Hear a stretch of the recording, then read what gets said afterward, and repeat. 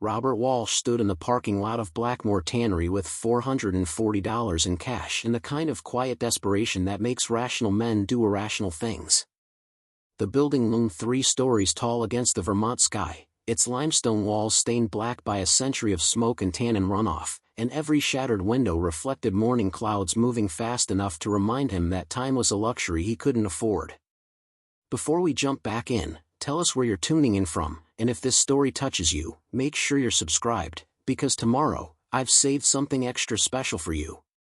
His son Ben sat in their truck, 10 years old and silent in the way children become when they've witnessed too many evictions and learned that questions about where they'll sleep only make their father's jaw tighten. The county tax auction had lasted 14 minutes.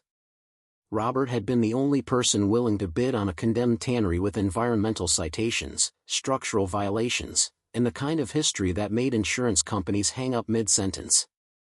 $440, the auctioneer had announced with the apologetic tone of someone selling a house fire, going once, going twice, sold to the gentleman who clearly hasn't consulted an engineer or a lawyer.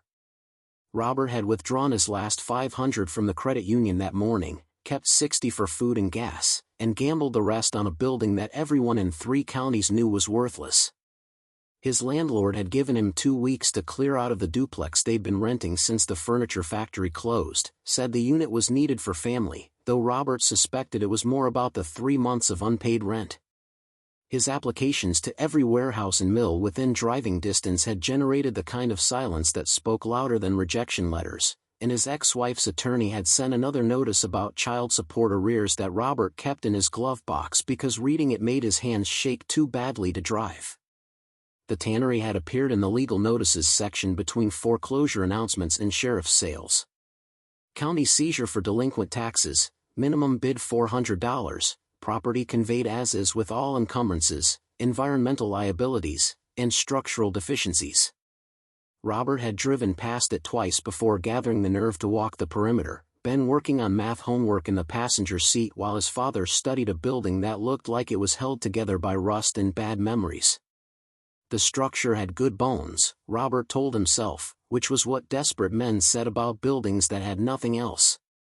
But the bones were real, load-bearing walls 4 feet thick at the base, timber framing from virgin timber that didn't exist anymore, and a foundation that had withstood 100 years of Vermont winters without surrendering to frost heave. The roof was compromised, the windows were gone, and the interior was almost certainly toxic with chromium and formaldehyde. But it was space, more square footage than Robert had ever owned, and with enough work it might become something that generated income, maybe storage, maybe workshops, maybe anything that wasn't sleeping in their truck. "Dad, it smells weird," Ben said as Robert worked the key the county clerk had given him, a woman who'd processed his payment with the efficient pity of someone who'd watched too many broke men make bad bets on worse buildings. "Old leather and chemicals," Robert said, though the smell was more complex, hide and hair gone to decay, tanning solutions crystallized to powder, and something organic that had been rotting in sealed spaces for decades. The door opened onto a receiving floor where farmers had once delivered raw hides, the concrete still showing drainage channels cut for blood and flesh. The main floor stretched into shadows that swallowed his flashlight beam after 20 feet. Equipment rose like monuments to obsolete industry, wooden drums the size of cars, their interiors crusted with dried tanning agents, stretching frames that looked like medieval torture devices, and conveyor systems that traced paths through the space in patterns that spoke of efficiency refined over generations. Leather scraps littered the floor, fossilized into shapes that cracked under his boots, and the walls wept moisture that smelled like chemistry gone wrong. "Can we live here?" Ben asked, his voice carrying that particular quality children develop when they know the answer but need to hear it anyway. "Not yet. Maybe not ever. But it's ours." Robert played his light over abandoned workstations, noting details that told stories of the building's last days. Time cards still hung in racks near what must have been the foreman's office, names and punch times marking days that ended when the bank foreclosed in 1989. A lunch pail sat on a windowsill, its metal surface oxidized to lace. Work gloves lay draped over machinery, leather stiff with chemical exposure and 30 years of temperature swings. The second floor held the actual processing equipment, Massive vats that had contained chromium sulfate and vegetable tanning solutions, chemical baths that transformed raw hide into finished leather through processes that were equal parts craft and environmental violation. Robert recognized some of it from his grandfather's stories, the old man who'd worked hides his whole life and died with lungs full of tanning dust, and stories about the great operations that had employed thousands before regulations and Chinese imports killed them all. Preparing and narrating this story took us a lot of time, so if you are enjoying it, subscribe to our channel, it means a lot to us. Now back to the story. The third floor contained offices and design studios, spaces where the business of leather had been conducted in relative comfort compared to the chemical-soaked floors below. Sample books lined shelves, their pages showing colors and textures from decades past. Catalogs displayed luxury goods that had carried the Blackmore name to markets across the country.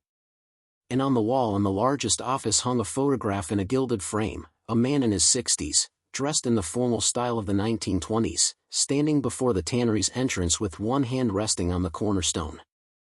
The brass nameplate read, Harrison Blackmore, founder and proprietor, 1887 to 1958. "Who's that?" Ben asked, pointing at the severe-looking man whose expression suggested the absolute confidence that came from building something from nothing. "The person who built this place. Long time ago." Robert explored further, finding stairs to a mezzanine level that held executive offices. The largest belonged to Harrison Blackmore himself, a desk made from walnut that probably weighed 500 pounds, leather chairs that had been luxury once and were now cracked monuments to better days, and windows overlooking the mad river that had provided water for the tanning process. The desk still held evidence of interrupted routine. A ledger lay open to pages filled with columns of precise handwriting. An inkwell sat beside a blotter marked with the ghost of words Robert couldn't decipher. And on the wall behind the desk hung an oil portrait of the same man from the photograph, older here, perhaps 70, painted with the gravity wealthy men commissioned to ensure they'd be remembered as serious people who'd accomplished serious things. "Dad, I'm hungry," Ben said, tugging at his father's jacket. Robert checked his phone, surprised to see they'd been inside for nearly 3 hours. The autumn afternoon was fading, and he needed to figure out where they'd sleep tonight since the duplex was already locked and the tannery was legally uninhabitable and probably contaminated with enough chromium to poison a small town. "Yeah, buddy. Let's go find something to eat." As he turned toward the door, his boot caught on something and he stumbled, catching himself against the desk. Looking down, he saw a floorboard that had come loose, revealing a cavity beneath. And in that cavity, barely visible in the failing light, was a leather case about the size of a cigar box, its surface embossed with initials, H.B. Robert knelt and extracted it carefully, surprised by its weight. The case was sealed with a brass clasp that opened with pressure, revealing contents wrapped in oilcloth that had protected them from moisture for decades.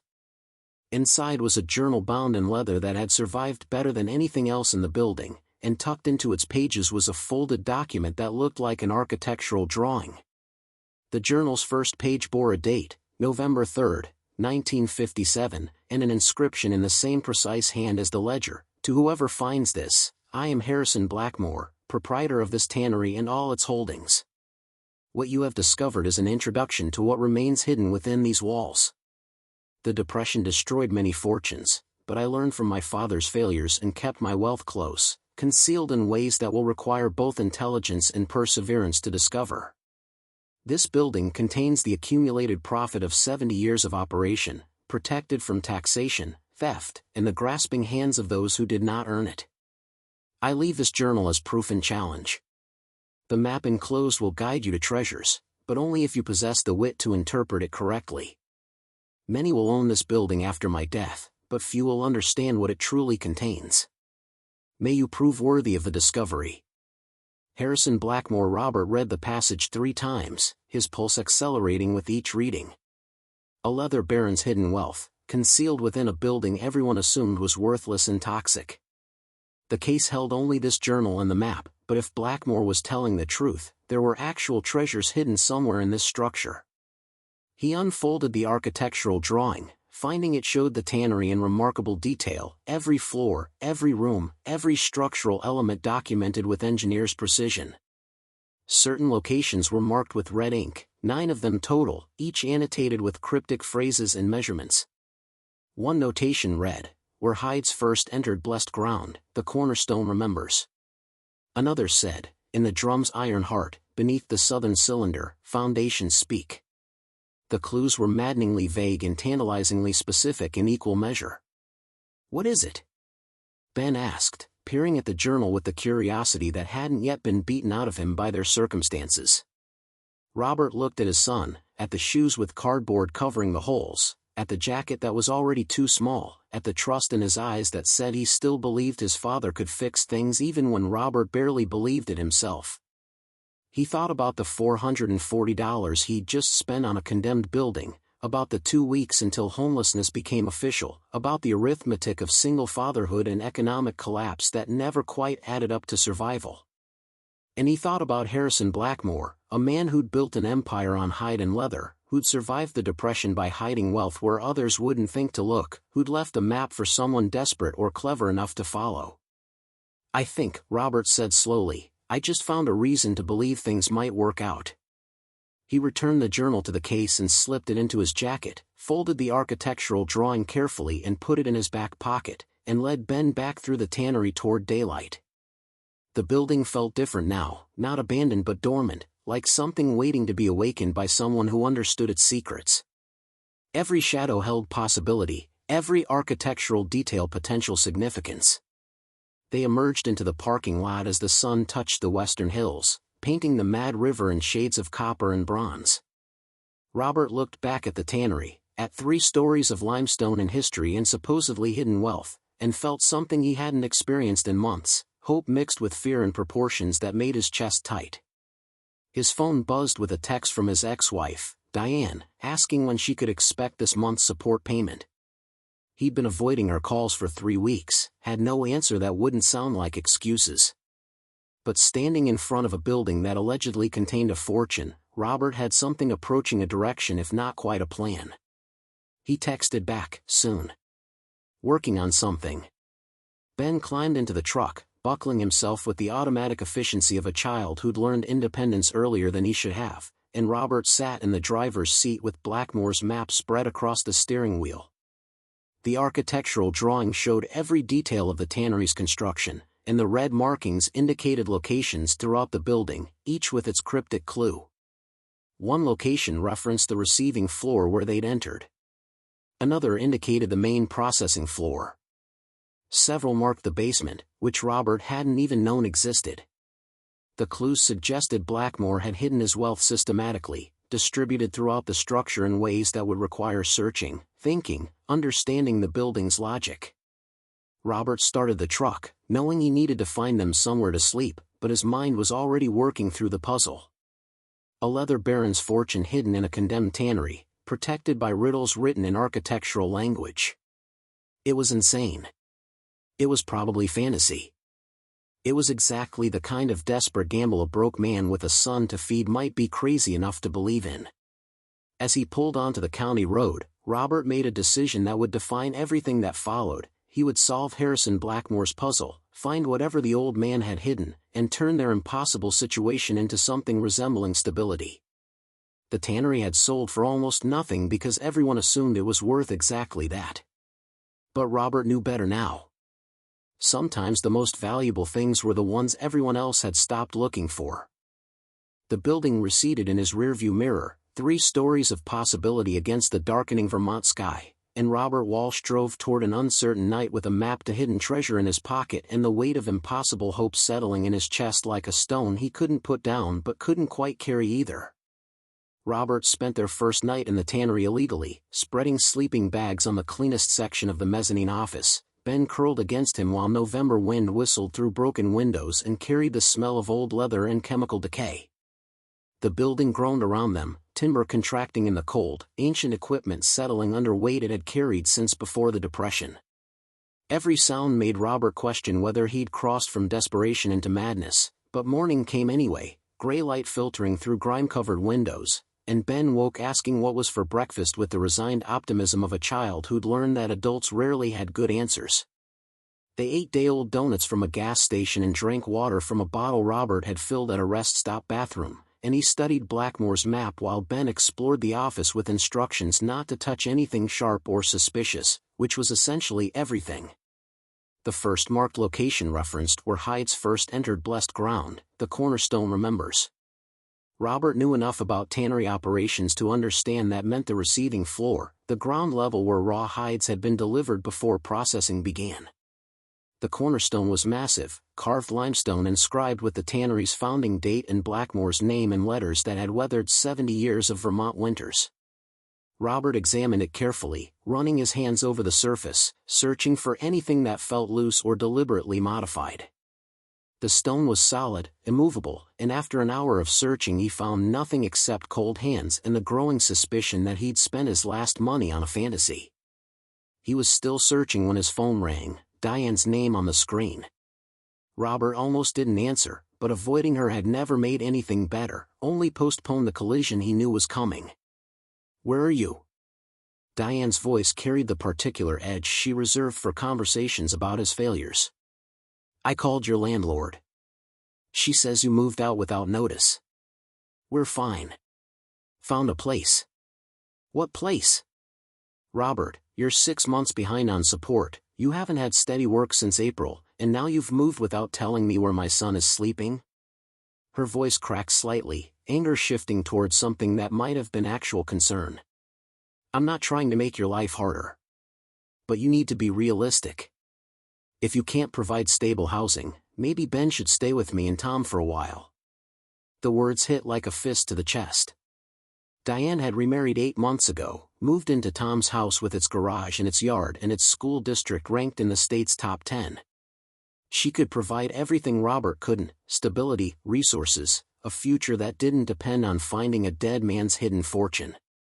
And family courts favored stability, favored mothers, favored anything that looked more secure than a broke father sleeping in a condemned tannery. "No," Robert said, the word coming out harder than he intended. "He stays with me." "Then prove you can take care of him. Stable housing, reliable income, proper schooling. You have 1 week, Robert. After that, I'm filing for custody modification."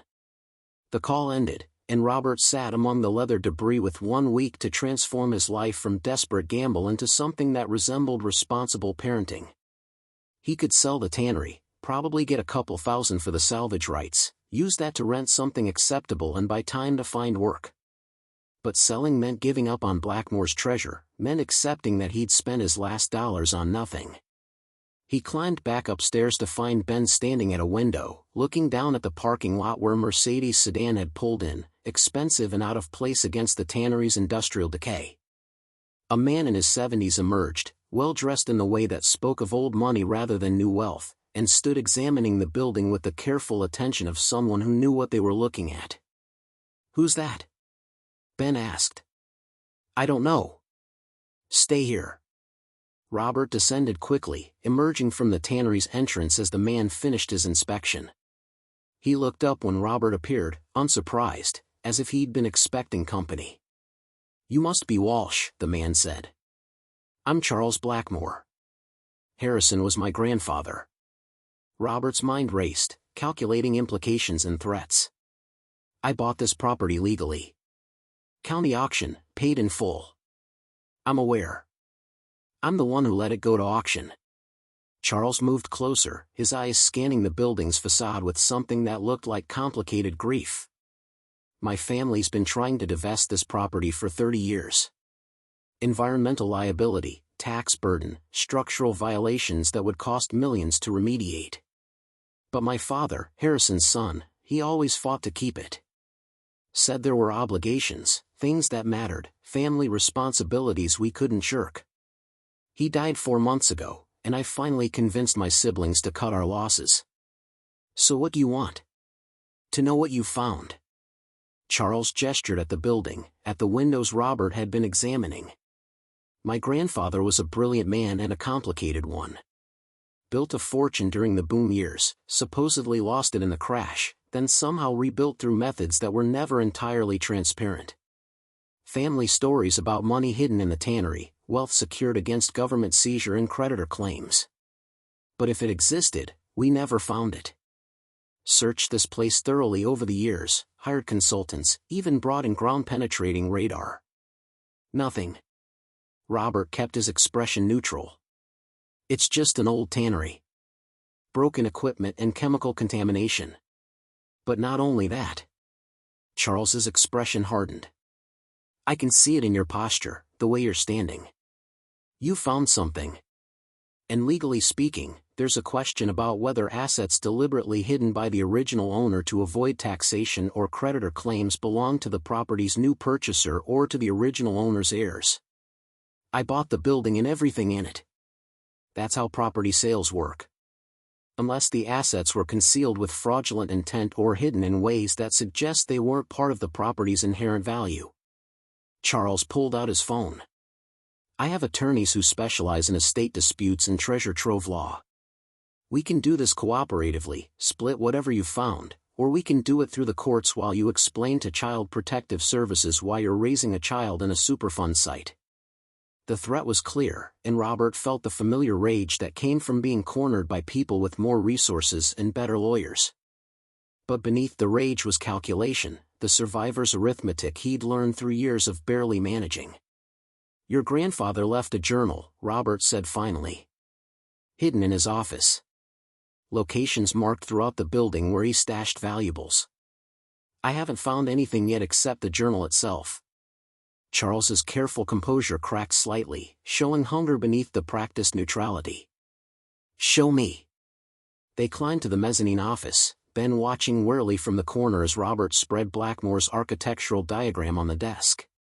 Charles studied it with the intensity of someone seeing prophecy confirmed, his finger tracing the red markings, reading the cryptic notations his grandfather had written decades ago. He actually did it, Charles said quietly. The old bastard actually hid his fortune in the structure. He looked up at Robert. Here's what I propose. We search together, split what we find 60-40. I get the larger share because it was my grandfather's wealth, you get enough to make this worth your considerable effort and risk. 50-50 or I do it myself. You don't have time to do it yourself. Your ex-wife just gave you 1 week to prove stability, which you can't do while living in a condemned building searching for treasure that might not exist. You need money immediately, and you need help navigating the legal complications of treasure trove claims. Charles's expression softened fractionally. I'm not trying to rob you, Walsh. I'm offering partnership when I could just as easily destroy you through legal channels and county code enforcement. Robert looked at his son, at the sleeping bags in the corner that constituted their current home, at the impossible situation he'd bought for $440. Charles Blackmore had resources, connections, could probably smooth over complications Robert didn't even fully understand yet. But partnership meant splitting the fortune, meant giving up control, meant trusting someone whose grandfather had been cunning enough to hide wealth for 70 years. 60-40 in my favor, Robert said finally. My building, my discovery, my risk. Charles considered, then nodded. Agreed. But we start immediately. Every day that passes is a day closer to your custody hearing and county condemnation. They worked through the morning and into afternoon, following Blackmore's map to the marked locations. Robert had been searching the cornerstone all wrong, looking at the stone itself when the clue said the cornerstone remembers. Charles suggested the foundation beneath it, and when they pried up the concrete flooring in that corner, they found a cavity containing a metal box roughly the size of a tackle box, its surface engraved with the tannery's logo. Inside were gold coins, dozens of them, pre-1933 double eagles that Robert recognized from a documentary he'd watched during better times when he had cable television. His hands shook as they counted.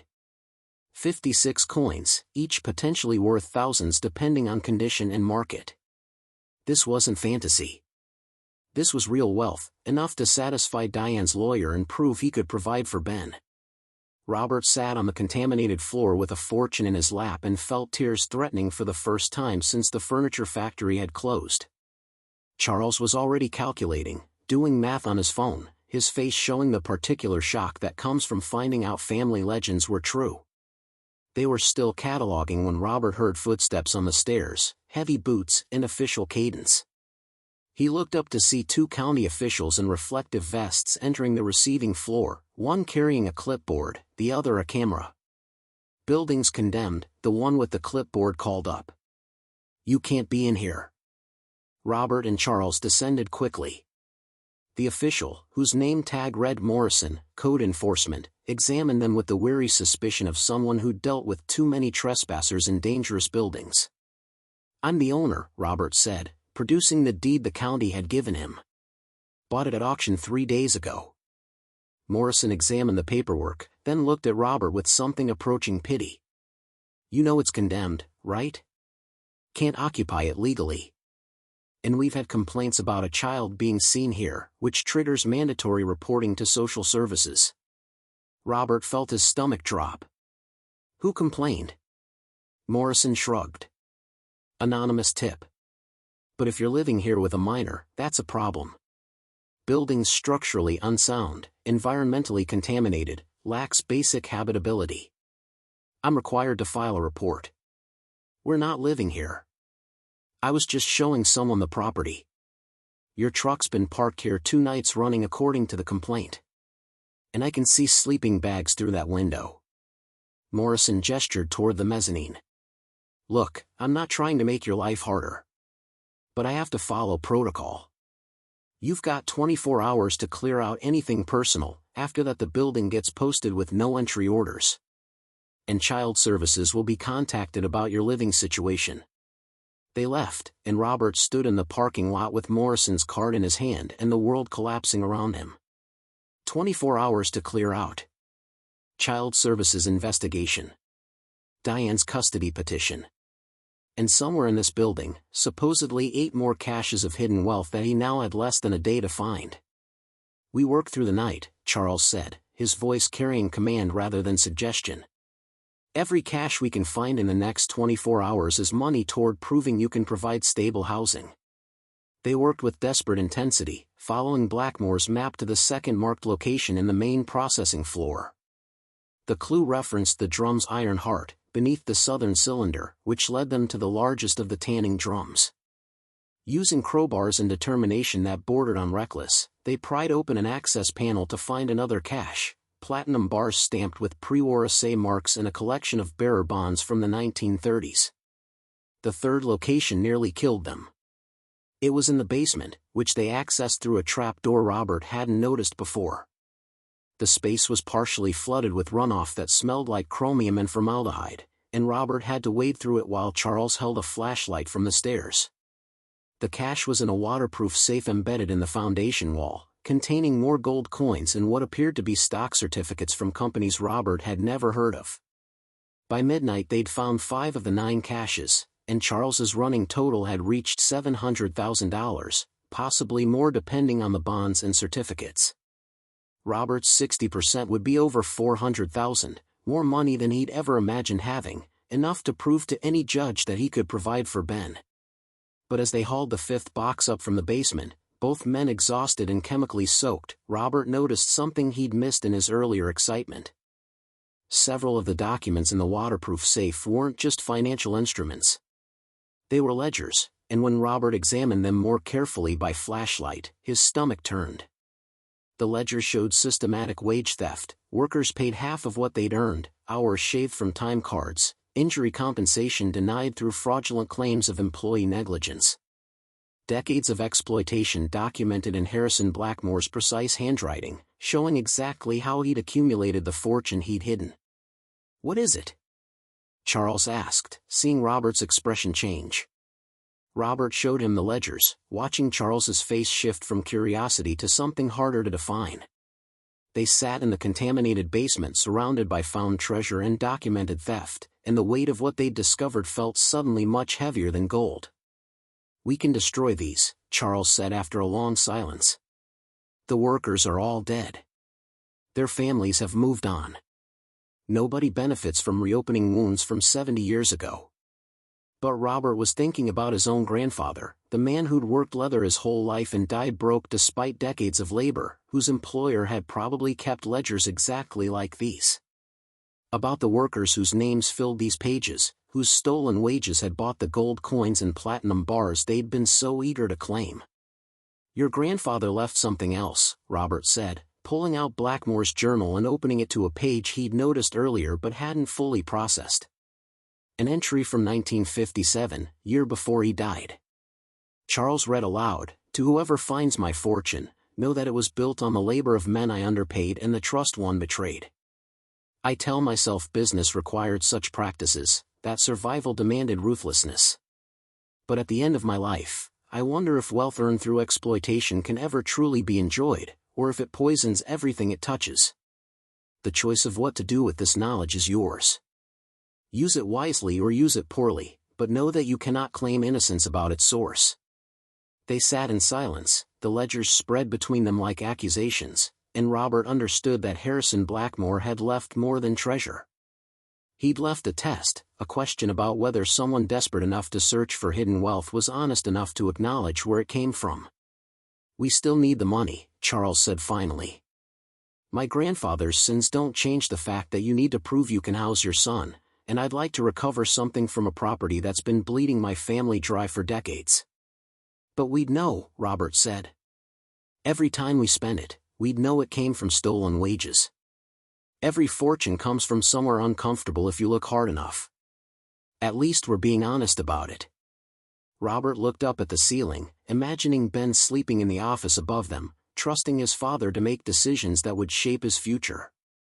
The morning sun was starting to filter through cracks in the foundation, and in a few hours Morrison would return with his no-entry orders and his mandatory reports to Child Services.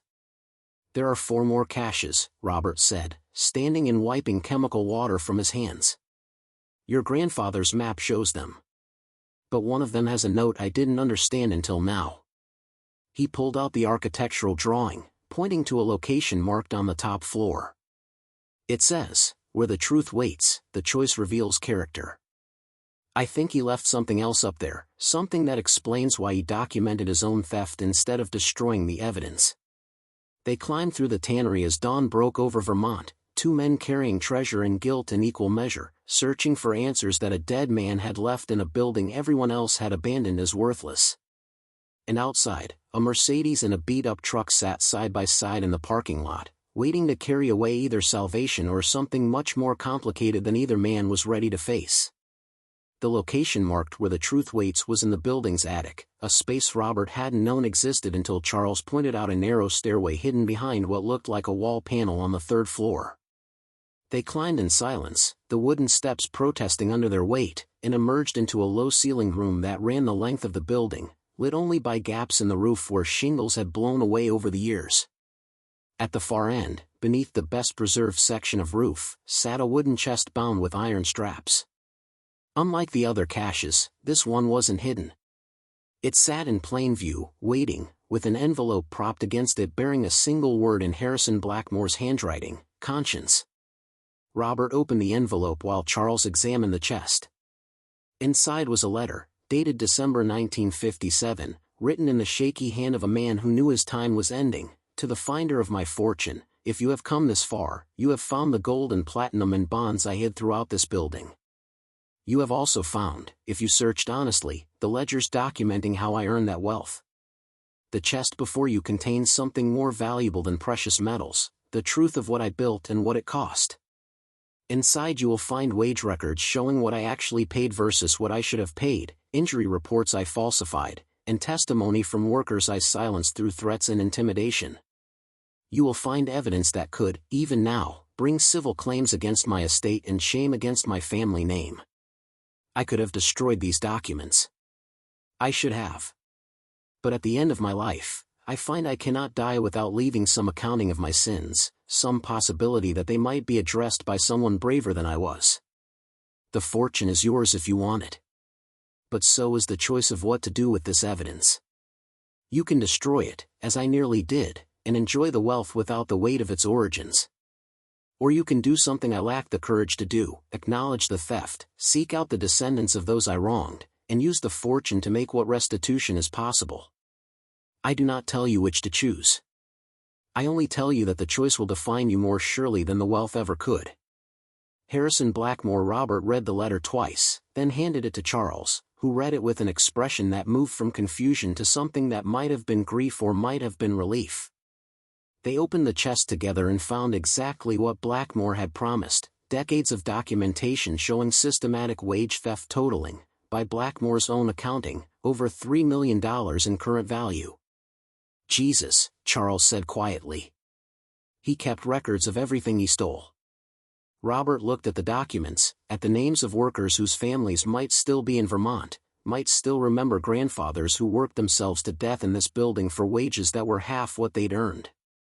He thought about his own grandfather, about the particular bitterness the old man had carried about tannery work, about dying broke despite a lifetime of labor. "What do you want to do?" Charles asked. Before Robert could answer, his phone rang. Diane's number. He answered, already bracing for another ultimatum. "The school called me," she said without preamble. "Ben wasn't in class today. They said you never enrolled him in the district." "Robert, where is he?" "He's with me. We've been dealing with housing issues." "Housing issues? You've been homeless for 3 days and you didn't tell me?" "I'm calling my lawyer right now. This ends today. I'm filing an emergency petition." "Diane, wait, no more waiting. Ben deserves stability. I'll be at the tannery in 2 hours with Tom and my attorney. You can hand him over voluntarily or we can involve the police." She hung up. Robert sat heavily on the floor of the attic, the weight of the past 3 days finally crushing down. Charles stood nearby, clearly uncertain what to say to a man watching his life collapse in real time. "How much is my share worth?" Robert asked finally. "Best estimate. Based on what we found? 400,000, maybe 450. Enough to rent a decent place, pay your support arrears, prove financial stability. And if we tried to find the workers' descendants?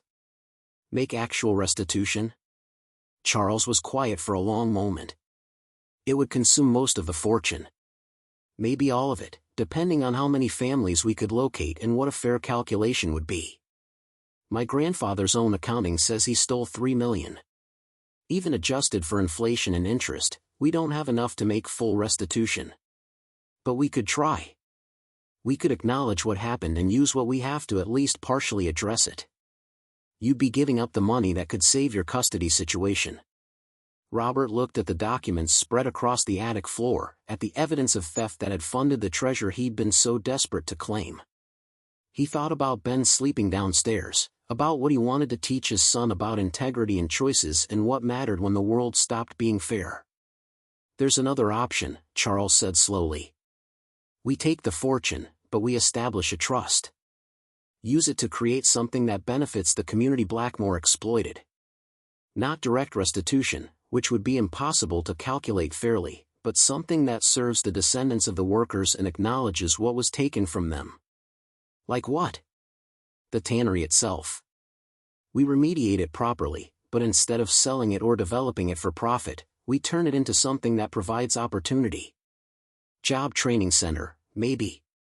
Affordable workspace for local craftspeople. Something that generates value for people who need it rather than extracting it from them." Robert considered this, the idea taking shape in his mind. That would take most of the fortune just for environmental cleanup. Most but not all. You could keep enough to satisfy your immediate needs, prove to the court you're stable, and still do something meaningful with the rest. "And you'd go along with this? Give up your 60% for a community project?" Charles looked around the attic, at the building his grandfather had built on stolen wages. "My family's been trying to walk away from this place for 30 years. Maybe instead of walking away, we should walk toward something. Use Blackmore's ill-gotten wealth to create something he never had the decency to build, a legacy that actually benefits the people who made his fortune possible." They spent the next hour making calculations and phone calls. Charles had connections to environmental attorneys and remediation specialists. Robert had nothing but desperation and a building full of contaminated legacy.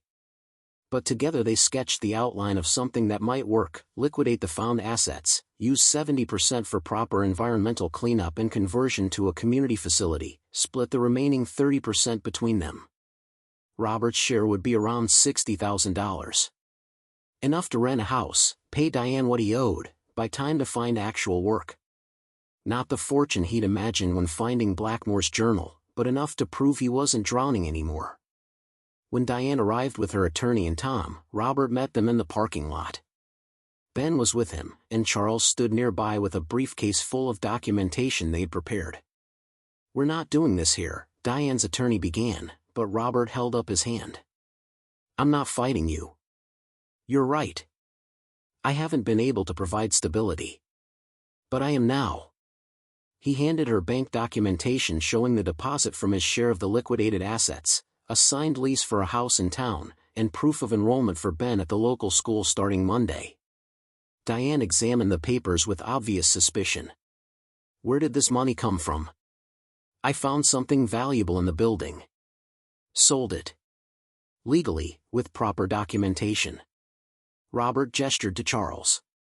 "This is Charles Blackmore. His grandfather built this tannery and left some assets hidden here. We've been working with attorneys to properly liquidate them and establish ownership." Tom spoke for the first time, his lawyer voice assessing the situation. "And the building itself? You're still living in a condemned tannery." "No. I signed a lease this morning. We move in this weekend. The tannery is being remediated and converted to a community training center. I'll be managing the project, which provides employment and income." Diane's attorney looked over the documentation, clearly searching for problems but finding none. The bank statements were real, the lease was legitimate, and the employment contract with the newly established Blackmore Workers Legacy Trust was properly executed. "Can I talk to you alone?" Diane asked Robert. They walked away from the others, down toward the mad river that ran behind the property. Diane stood looking at the water for a long moment before speaking. "I didn't want to take him from you. I wanted you to succeed. To be the father you should be. I know. What really happened? 3 days ago you had nothing. Now you have money and a house and a job?" Robert considered how much truth to share. "I bought a condemned building with my last $400 because I was desperate and stupid. Found out the original owner had hidden valuables throughout the structure. Enough that when we liquidated them properly, I got a share. Not enough to be rich, but enough to be stable. And you're using most of it for this community center thing? Most of it belongs to other people. The workers who built this place never got paid fairly. The money came from that theft. Charles and I decided using it to benefit the community was better than just keeping it." Diane studied him, looking for the desperate edge that had characterized him for months. "You look different. Like you can breathe again." "I can. First time in a long time." She nodded slowly. "I'm not withdrawing the custody petition. But I'm not pursuing emergency modification either. We'll work out a regular schedule, make sure Ben has stability with both of us. But Robert, if you slip back, if you can't maintain this, I won't hesitate." "I understand. And thank you." The remediation took longer than projected, cost more than budgeted, and required Robert to learn more about environmental law than he'd ever wanted to know. But the work was real, paid actual wages, and gave him purpose beyond simple survival. Charles became an unlikely partner, his business connections and legal knowledge complementing Robert's growing expertise in building management and community engagement. They established a board for the Blackmore Workers Legacy Trust, including descendants of workers whose names appeared in Harrison Blackmore's wage theft ledgers.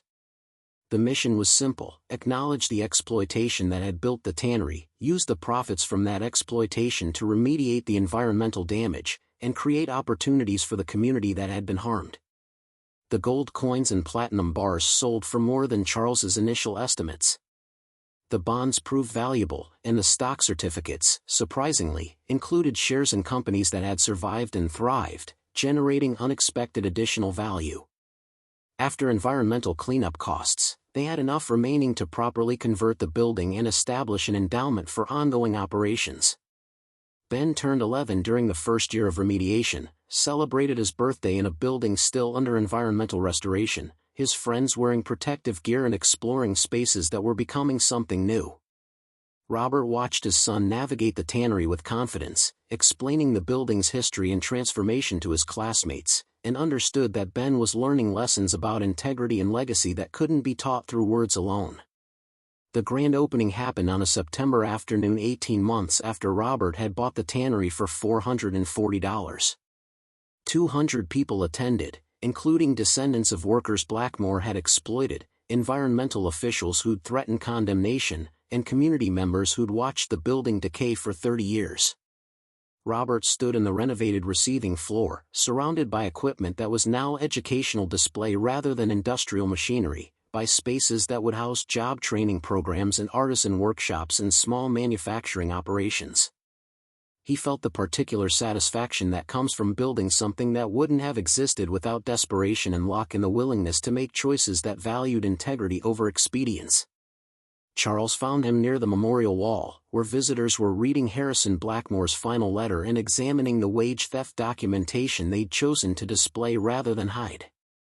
Strange thing, making a monument to your grandfather's exploitation.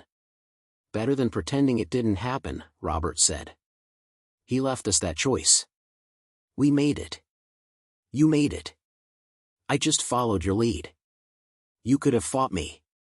Could have insisted we keep the money and destroy the evidence. Charles looked at his grandfather's portrait, now displayed with full context about both his business success and his systematic theft. I spent my whole life proud of the Blackmore name. Now I don't know what to be proud of. Be proud that you didn't hide the truth. That you helped build this. Your grandfather created wealth through exploitation. We're using that wealth to create opportunity without exploitation. That's not redemption for him, but it's something for us. The Blackmore Workers Legacy Center opened with 15 small businesses as tenants, 2 job training programs, and educational programming that served the entire county. Revenue from operations covered maintenance and supported ongoing programming, creating a sustainable model that other communities began studying for their own abandoned industrial buildings. Robert took a position as center director, drawing a salary that covered rent and Ben's expenses and slowly rebuilt his savings. The work was constant, coordinating between tenants and training programs, maintaining a century-old building while keeping it relevant to contemporary needs. But it was work that meant something beyond survival, contribution to something that would outlast him. Diane's marriage to Tom ended after 3 years, amicable enough that she moved to a house nearby and the custody arrangement evolved into genuine co-parenting rather than managed conflict.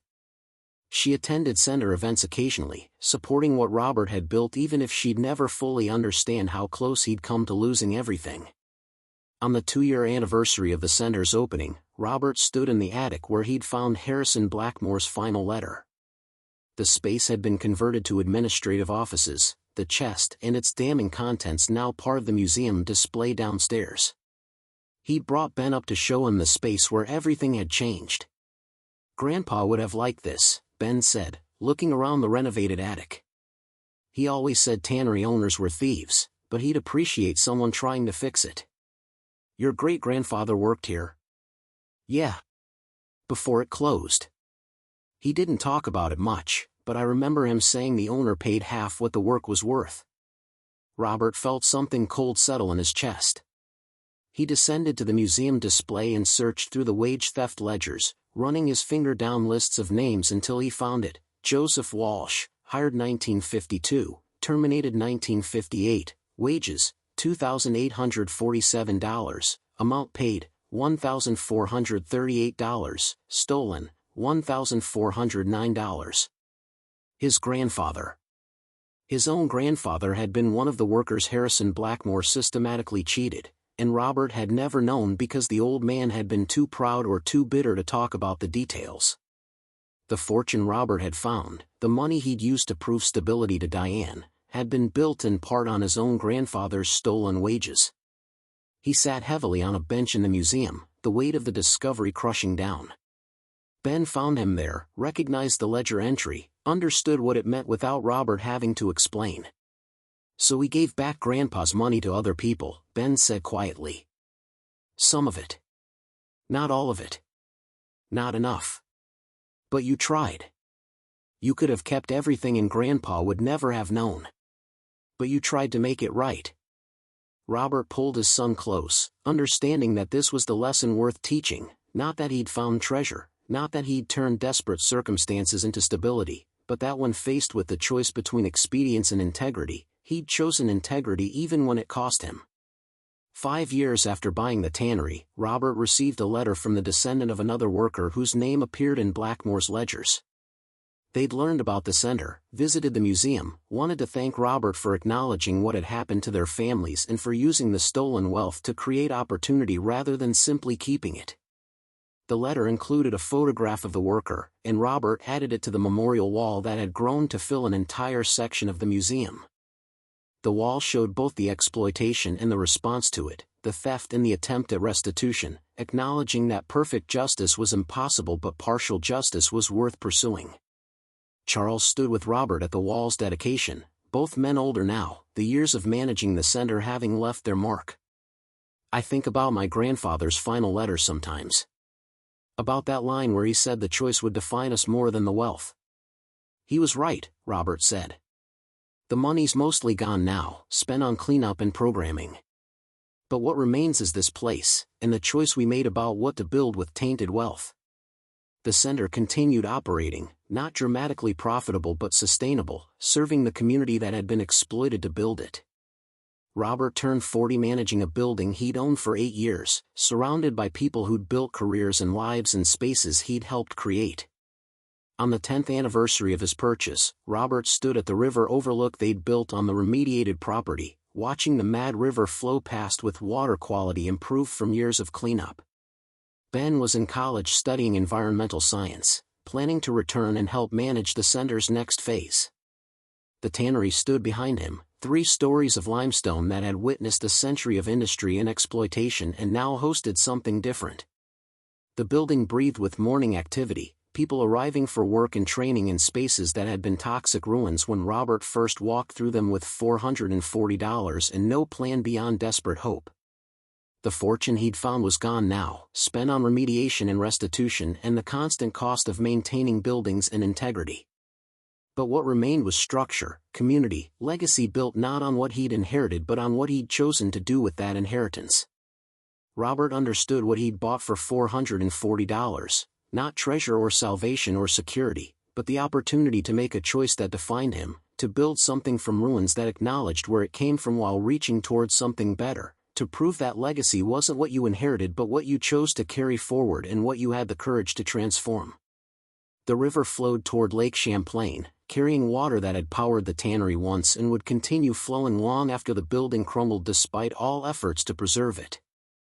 But for now, for this generation and hopefully several more, the center stood as testimony that wealth built on exploitation could be redirected toward opportunity, that buildings could change purpose, and that sometimes the most valuable thing you could do with found treasure was use it to heal the damage it had caused.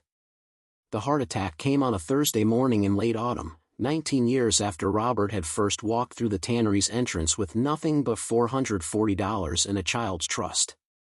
The doctor used words like myocardial infarction and lifestyle modification, gave instructions about medication and stress reduction, and Robert sat in the examination room thinking not about mortality but about whether Ben knew the updated emergency protocols for the center's environmental monitoring systems and if the quarterly compliance reports had been filed with the state. Ben came from the environmental engineering firm where he now worked as project manager, brought his wife Sarah with him, and they sat in Robert's house overlooking the Mad River, the center visible through windows that had framed it for nearly 2 decades. Ben didn't cry the way he had at 10 when they'd slept in a condemned building, but his face showed the particular fear adults carry when they realize their parents aren't permanent. The center needs someone who understands why it matters, Robert said when the initial shock had settled enough for conversation, his speech slightly slurred but his meaning clear.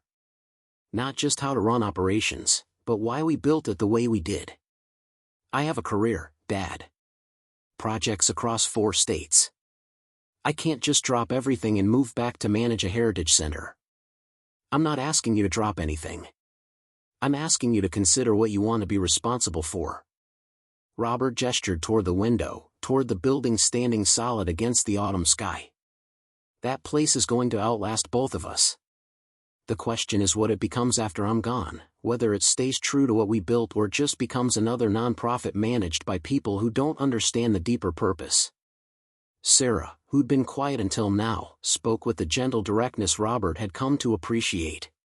What was the deeper purpose? I know it's about acknowledging exploitation and creating opportunity, but what drove the specific way you've structured it? Robert considered the question, his mind working slower since the heart attack but still capable of articulating what mattered. We built testimony. The tannery was constructed through wage theft and environmental damage, and everyone accepted that as history that couldn't be changed. We changed it not by erasing what happened but by acknowledging it and using the profits from that exploitation to create something different. The purpose was proving that you can't undo harm, but you can choose how you respond to discovering it. The recovery took months, during which Robert watched the center's operations from enforced distance, his body weak and his endurance limited. Ben and Sarah moved back gradually, Ben restructuring his consulting practice to work from Vermont while learning the institutional knowledge Robert had accumulated through 19 years of daily management. Charles visited weekly, now in his mid-90s and moving with the careful deliberation of someone whose body had become unreliable but whose mind remained sharp. He brought food Robert's restricted diet allowed in conversation that avoided the obvious reality that they were both approaching the end of their particular race with time. I've been thinking about my grandfather, Charles said during one visit, sitting in Robert's living room with the center visible through windows that had become Robert's primary view of the world. Whether he knew someone would make the choices we made, whether that final letter was deliberate moral instruction or just guilt-finding expression.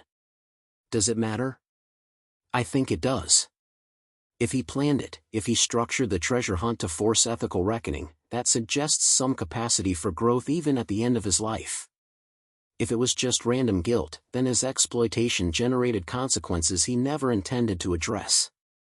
Robert looked at the center, at limestone that had witnessed a century of labor and theft and transformation, that would continue witnessing long after both of them were dust. I think he knew someone would search. The journal he left, the way he documented both the treasure and the theft, it was designed to make the finder understand what they were taking. But I don't think he could have predicted exactly what we'd do. How could he? He lived in a world where exploitation was standard practice. We live in one where we know better even if we still struggle to do better. Do you regret it? Using most of the fortune for the center instead of keeping more for yourself? I regret not teaching Ben the boiler maintenance protocols before the heart attack. Those systems are temperamental. Charles smiled, but his eyes carried the weight of watching a friend fade. Ben's taking over permanently. He told me yesterday. Restructuring his firm to work from here, accepting the center director position. Says he wants his daughter to grow up understanding what real legacy means, not just what you inherit but what you choose to build. Robert felt something release in his chest, tension he'd been carrying since the diagnosis. Ben hadn't told him yet, was probably waiting for the right moment, but knowing he'd made that choice mattered more than Robert could articulate. Legacy would continue not because Robert had demanded it but because Ben had chosen it, understood what the center represented beyond buildings and programming. The center held a celebration for its 20th anniversary in October, and Robert attended in a wheelchair, his body too weak for the walking that managing the building had once required but his mind still capable of appreciating the symmetry. Community members spoke about opportunity and acknowledgement, about learning from industrial history rather than repeating it. Some were grandchildren of workers whose names appeared in Harrison Blackmore's wage theft ledgers, building careers in spaces where their ancestors had been systematically cheated. One speaker, a man named David Walsh, addressed Robert directly without knowing the connection. My great-grandfather worked this tannery for 6 years. Joseph Walsh. The ledgers show he was paid about half what he earned. When I first learned about this place, I was angry that the Blackmore family was getting credit for fixing damage they'd caused. But then I came and saw what you built, saw my great-grandfather's name honored instead of hidden, saw the theft acknowledged instead of erased. You didn't fix what happened, but you testified to it and used the stolen money to create opportunity for people like me. That matters. Robert listened and understood that this was the measure of success that truly mattered, not financial sustainability or architectural preservation, but whether people whose ancestors had been harmed felt their pain was acknowledged and addressed. The center would outlast him, would continue serving the community or fail to, but for this moment it stood as testimony that exploitation could be named and wealth built on theft could be redirected toward healing. He died in March, as winter released its hold and the Mad River began to swell with snowmelt. Ben was with him, and Charles, and a hospice nurse who'd spent enough time in their company to understand what the center represented. His last coherent words were about checking the pH levels and monitoring well 3, the mundane concerns of someone who'd spent 19 years maintaining systems that mattered more than comfort or ease. The funeral filled the center's community space with people whose lives had intersected with Robert's work: artisans and trainees, environmental scientists and community activists, county officials and former skeptics, Diane with her quiet grief for the man she'd loved and left and ultimately respected. Ben spoke about his father's particular brand of stubborn integrity, his refusal to accept that finding tainted wealth meant you had to keep it or that acknowledging harm was less important than personal gain.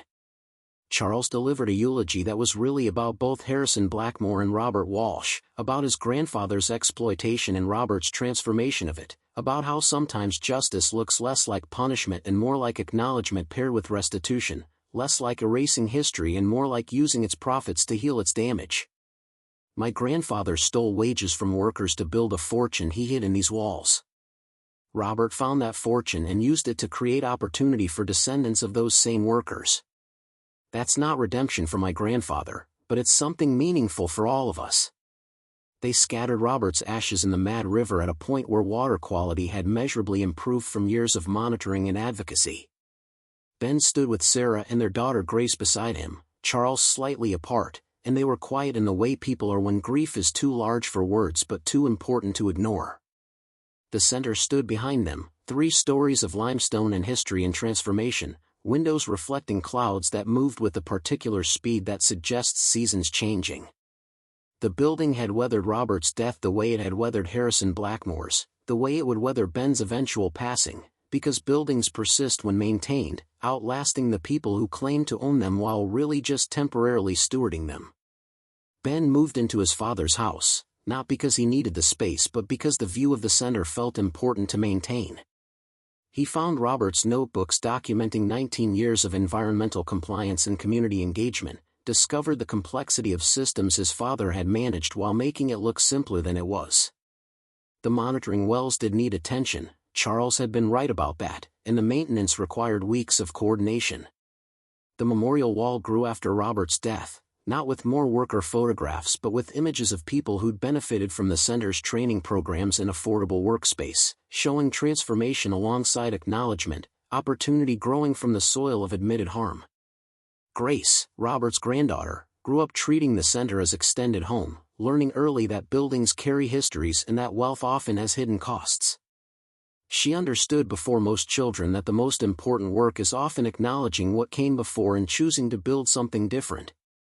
Charles died at 97, quietly in his sleep, and left his entire estate to the center's endowment with instructions that it be used for maintaining the wage theft memorial and supporting programming that taught business ethics alongside practical skills. His will included a letter addressed to Ben: "My grandfather built wealth through exploitation. Your father transformed it through acknowledgement and restitution. I've tried to sustain it through investment and honesty.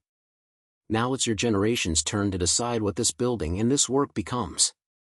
Every generation has that choice. Choose testimony over erasure. Always choose truth. The seasons turned, marking time in the particular way that matters to rivers and old buildings, in cycles of flood and drought and gradual transformation that outlast individual human drama while being shaped by accumulated human choices. The center stood through storms and budget crises and the constant entropy that claims all construction if someone doesn't care enough to maintain it. Ben cared enough. Marked 25 years of center operation with an event that was really about Robert, about a man who'd bought a condemned building with his last money and chose integrity over expedience when he found tainted treasure.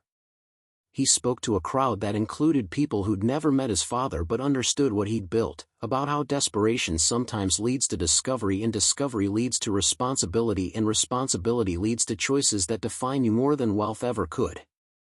"My father found a leather baron's fortune hidden in these walls," Ben said, standing where Robert had stood at the 20th anniversary. He could have kept it all and walked away. Instead he chose to acknowledge where it came from, the wage theft that funded it, and use it to create something that benefits descendants of the workers who were exploited. That choice defined the rest of his life and shapes how we operate this center today. We're not trying to erase history or pretend the harm didn't happen. We're trying to acknowledge it honestly and build something better on that foundation of truth. The museum display had expanded to fill an entire wing, photographs and documents showing both the exploitation Harrison Blackmore practiced and the transformation Robert Walsh chose, demonstrating that legacy isn't what you inherit but what you decide to do with that inheritance. Grace turned 18 and chose environmental ethics as her university focus, planning to return and continue the work her grandfather had started. The center had become her inheritance too, not property but responsibility, the obligation to maintain honesty about the past while building towards something better. On the 30th anniversary of Robert's purchase, Ben stood at the river overlook they'd built on the remediated property, watching the Mad River flow past with water quality that continued improving incrementally. The Mad River flowed toward Lake Champlain, carrying less contamination than it had in a century, the patient reward of sustained monitoring and advocacy. The center hummed behind him with morning activity, people arriving for artisan workshops and job training in spaces that had been toxic ruins when his father first explored them. The building breathed with purpose, solid and maintained, proof that sometimes the most valuable thing you can do with found wealth is acknowledge its source and redirect it toward healing the harm it caused. Grace worked in the administrative office now, learning systems her father had learned from her grandfather, preparing to carry forward a legacy that measured success not in profit but in opportunity created and truth acknowledged. She understood what her grandfather had bought for $440, not treasure or security but the chance to make a choice that would define not just him but everyone who came after, the opportunity to prove that buildings and rivers and legacies could change if someone cared enough to do the patient work of transformation. The sun cleared the eastern hills, flooding the valley with light that touched the limestone walls the same way it had for over a century. The building had witnessed boom and collapse, exploitation and acknowledgement, abandonment and rebirth, and would continue witnessing as long as someone maintained it and understood why it mattered. Ben stood watching the river flow, carrying memory and silt toward larger waters, and understood what his father had known, that legacy wasn't what you inherited but what you chose to carry forward. Not completion but continuation, not perfection but honest effort towards something better than what came before, sustained across generations by people willing to acknowledge uncomfortable truths and build despite them.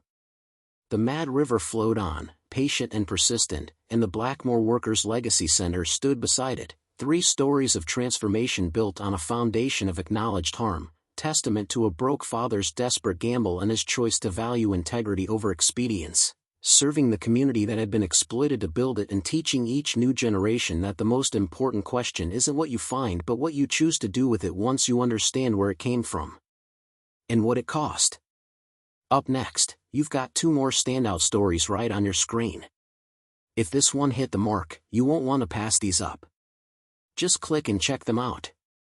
And don't forget to subscribe and turn on the notification bell so you don't miss any upload from us.